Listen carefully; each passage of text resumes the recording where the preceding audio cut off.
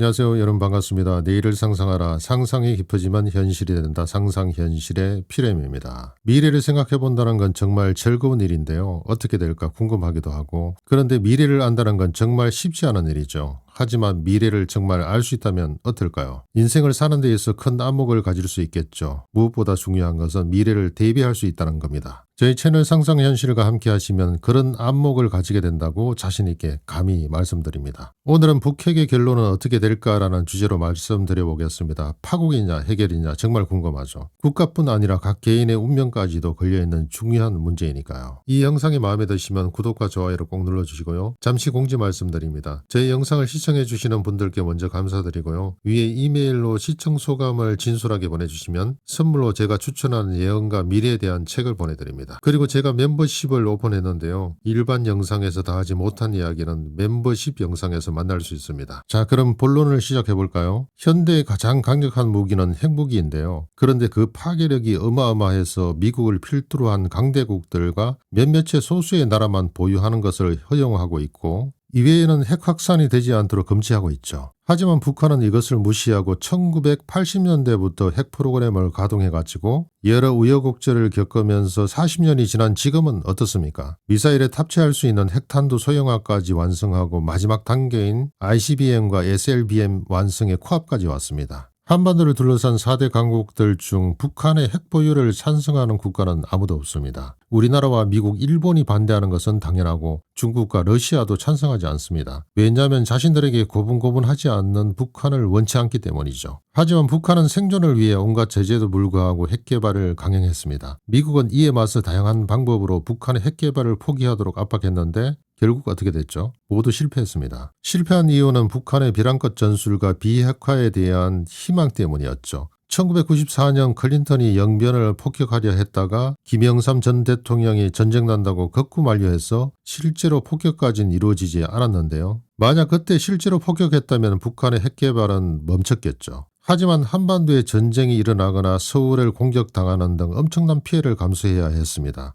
이처럼 북한은 고비 때마다 벼랑끝 전술을 쓰며 상대방으로 하여금 엄청난 피해를 감내해야 한다는 압박으로 위기를 모면해 왔는데요. 또한 한국이나 미국의 입장에서는 북핵 문제 해결에 대한 여러 가지 옵션이 있고 희망을 가지고 있었기 때문에 굳이 엄청난 피해를 감내하며 군사적 옵션을 선택하는 무리수를 둘 수는 없었던 거죠. 1994년 영변 사태 이후 북한이 영변 핵시설을 동결하고 국제사찰을 수용하는 대가로 미국이 경수로와 중유를 지원하는 제네바 합의가 이루어지는데요. 그런데 북한이 합의를 지켰나요? 기만 전술이었죠. 비밀리에 고농축 우라늄 프로그램을 진행하는 계속 핵 개발을 진행했는데요. 이게 2002년 가서 들통나고 맙니다. 그래서 제네바 합의를 깨고 고삐 풀린 망아지처럼 본격적인 핵 개발을 해 현재 ICBM 완성 단계까지 거의 왔습니다. 그렇다면 북한은 처음부터 핵 개발에 대한 확고한 의지를 가지고 있었을까요? 저는 그렇다고 생각하는데요. 그러면서 국제사회에서 일어난 일련의 사태를 보면서 더 확고한 의지를 갖게 되었다고 봅니다. 그 중에 하나가 이라크의 사담 후세인인데요. 그도 핵무기 개발을 시도했죠. 하지만 미국이 그냥 두지 않았는데요. 1991년 걸퍼전 후에 이라크의 핵 프로그램은 완전히 해체되었고 9.11 테러 이후 2003년에는 미국의 침공으로 사담 후세인 정권은 붕괴하고 말았습니다. 권력의 중심에서 깃발 날리던 후세인은 어떻게 됐나요? 달아나 땅굴에서 언신하다가 초췌한 모습으로 체포되는데요. 2006년 교수형에 처지고 말죠. 또 리비아의 카다피가 있습니다. 카다피도 핵 개발을 시도했는데요. 하지만 이라크가 미국에 의해 아작나고 후세인의 처참한 말로를 보면서 2003년 핵 개발을 자진 포기해버리고 말죠. 하지만 2010년 티니지를 시작으로 민주화 혁명이 일어납니다. 아랍의 봄이라고 하는데요. 리비아에도 불똥이 튀죠. 이듬해 리비아에서도 반정부 시위가 격화되면서 내전이 일어나고 결국 나토의 군사 개입으로 카다피의 정권은 무너지고 맙니다. 이후 카다피는 어떻게 됐나요? 고향으로 도주해 하수구에 숨어 있다가 반군에 의해 생포당하는데요. 온갖 모욕을 당하다가 바로 현장에서 적결 처형되죠. 이런 일련의 사태를 유심히 지켜본 북한은 어떤 생각을 했을까요? 핵무기를 포기한다고 안전을 보장받는 게 아니고 오히려 처참히 죽는구나, 이런 생각을 하게 되는 거죠. 또 현재 전쟁 중인 우크라이나를 보면서도 핵을 절대 포기해서는 안 된다는 교훈을 얻게 됐다고 봅니다. 1991년 구소련이 해체되면서 우크라이나는 자국에 배치된 약 1700개의 핵탄두를 자동으로 승계받게 됩니다.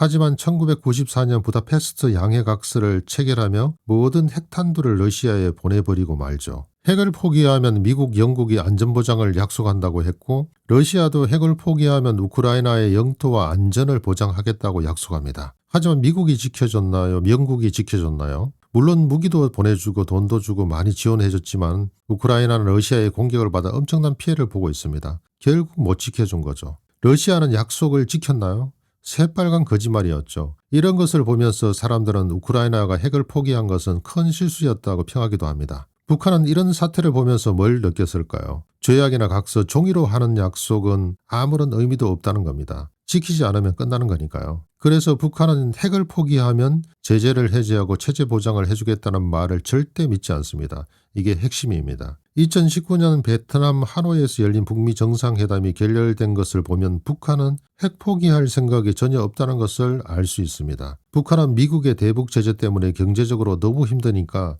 부분적인 비핵화를 할 테니까 제재 완화를 해달라는 것이고 미국은 북한의 모든 핵 프로그램을 완전하고 검증 가능한 방식으로 해체하면 제재 완화나 경제적 지원을 해주겠다고 하니까 너무 입장 차이가 커서 결렬된 것이죠. 올해 트럼프가 재취임하면서 북한을 핵보유국이라 하고 북핵을 용인하는 태도를 취하니까 혹시 한국이 우려하는 핵 협상을 트럼프가 하려는 게 아닌가 하고 우려를 제기하기도 하는데요. 그러니까 미국이 이제까지 고수해왔던 CVID 완전하고 검증 가능한 방식으로 북핵을 완전히 해체하는 그 방식을 포기하고 북핵을 묵인하고 ICBM 개발을 동결하는 방식으로 협상하려는 게 아닐까 걱정하는 거죠. 한국이 아작나든 말든 미국만 안전하면 된다는 건데요. 이렇게 된다면 한국에게는 최악의 협상이 됩니다. 하지만 북한이 여기에 응할까요? 절대 응하지 않는다고 봅니다.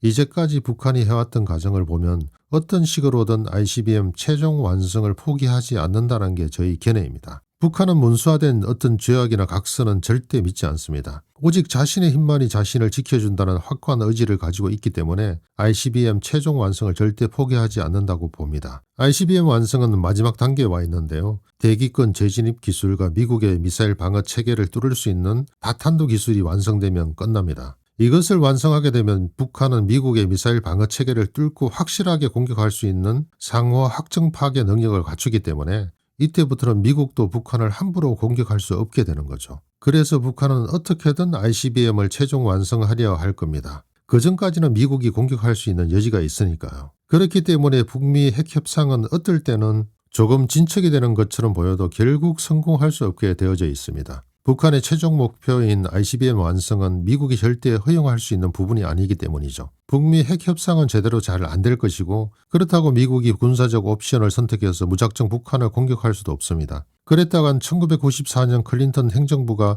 영변을 폭격하려 했을 때보다 엄청난 더 큰 피해를 입을 수 있기 때문이죠. 한마디로 미국이 무력으로 북핵을 제거할 수 있는 기회는 이미 놓쳤기 때문에 지금은 경제 제재로 압박하는 것 이외에는 달리 방법이 없습니다. 이런 상황으로 시간을 질질 끌다가 결국 큰 사건이 터지고 말죠. 이전 영상에서 많이 말씀드렸던 내용이고요. 그렇지만 큰 걱정은 안 하셔도 됩니다. 핵전쟁은 일어나지 않으니까요. 예언 예지자에 의하면 결국 북핵은 남북 대결의 정점에서 엄청난 반전이 일어나면서 해결된다고 했습니다. 뛰는 놈 위에 나는 놈이 있다고 핵무기를 제압할 더 센 뭔가 있기 때문이죠. 오늘은 이만 마치겠습니다. 내일을 상상하라. 상상을 기피하면 현실이 된다. 상상현실의 피렘이었습니다. 다음 시간에 뵙겠습니다. 여러분 감사합니다.